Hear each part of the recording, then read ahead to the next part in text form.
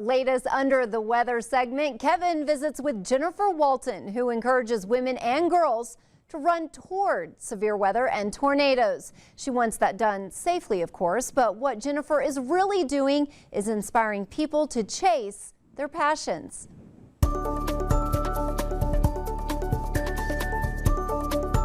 Jennifer Walton is the proprietor at Girls Who Chase and wants women and girls to know they can do anything they want. But a lot of it is still targeted toward encouraging girls and women to get into science, and particularly weather if they are interested in that, by busting barriers that we've identified through our time developing this initiative. She's talking about STEM, science, technology, engineering, and math. And you don't have to be a girl, you just have to show your passion. So what I often say is that it's really two-pillared.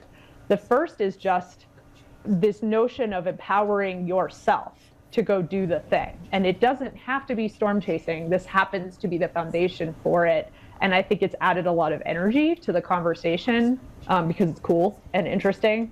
And the second pillar is around women in STEM and recognizing some of these patterns in barriers that we have encountered and how to bust some of them. Girls Who Chase just had its spring training webinar for storm chasers at the beginning of the month, and you can find it on their website at a very reasonable price. If you're just interested in learning about severe weather or you're curious about how to get started, we've actually aggregated a ton of free resources that I have found very sort of technically accessible is maybe the way to put it. So broken down so it's not super scientific, a lot of jargon, hard to kind of process through, on a web page that's called girlswhochase.com/education. And 98% of those resources are completely free.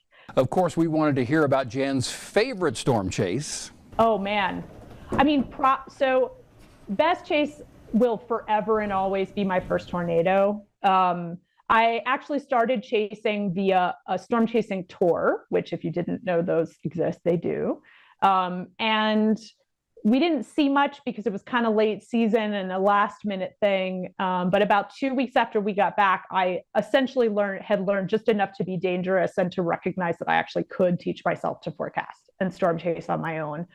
So about 2 weeks after that, I was working from home. I live just north of Denver, Colorado, and watched a storm come out of the foothills that had sort of a presentation that indicated that it was a rotating storm, and had learned just enough, again, to recognize that rotating storm and thought to myself, man, that thing is going to do it, and I'm going after it. So I flew out of the house, and I was in such a hurry that I was still in my pajamas from working at home. And made kind of every rookie mistake in the book. I was just on the wrong side of the storm the whole chase because I had gotten behind. I got stuck in traffic because I drove right through an urban area, which is just a no-no, and finally crested a hill about 45 minutes later, and in front of me was my first tornado spinning in a field, luckily. And I just have this wonderful memory of kind of jumping up and down outside my car in my pajamas, shouting, I did it, like, this is the best. Less than 24 hours after Jen and I talked, she was chasing again and on a plane to Hawaii to shoot an erupting volcano. If there's one thing that people take away from this conversation, it's that the reason Girls Who Chase truly exists is because we want girls and women to know that they can do anything. And whatever your thing is, it doesn't have to be storm chasing. This is Jen's first tornado, and she told me she regrets to this day that there are no pictures of her in her pajamas. For the full interview and a link to the Girls Who Chase website, you can go to ours, newschannel10.com. And that's what's happening under the weather. I'm Kevin Selle for News Channel 10.